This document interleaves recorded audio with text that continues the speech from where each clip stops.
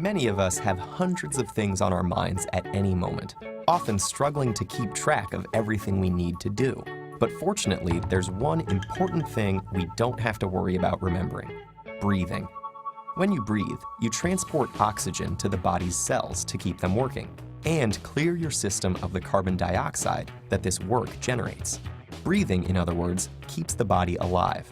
So how do we accomplish this crucial and complex task without even thinking about it? The answer lies in our body's respiratory system. Like any machinery, it consists of specialized components and requires a trigger to start functioning.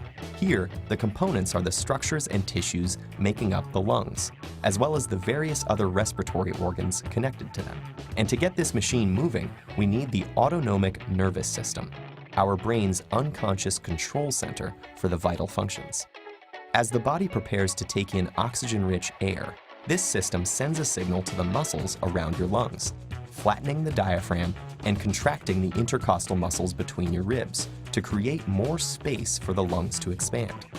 Air then whooshes into your nose and mouth, through your trachea and into the bronchi that split at the trachea's base, with one entering each lung. Like tree branches, these small tubes divide into thousands of tinier passages, called bronchioles. It's tempting to think of the lungs as huge balloons, but instead of being hollow, they're actually spongy inside, with the bronchioles running throughout the parenchyma tissue.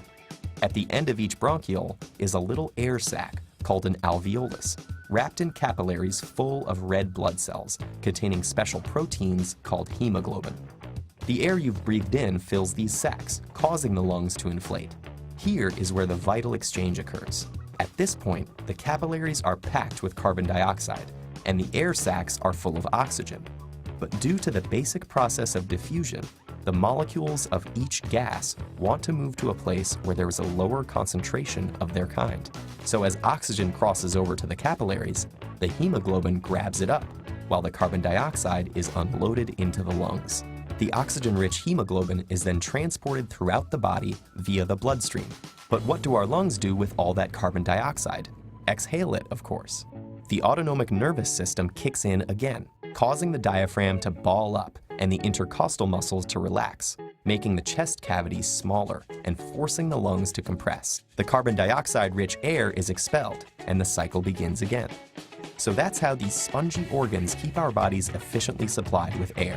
Lungs inhale and exhale between 15 and 25 times a minute, which amounts to an incredible 10,000 liters of air each day. That's a lot of work, but don't sweat it. Your lungs and your autonomic nervous system have got it covered.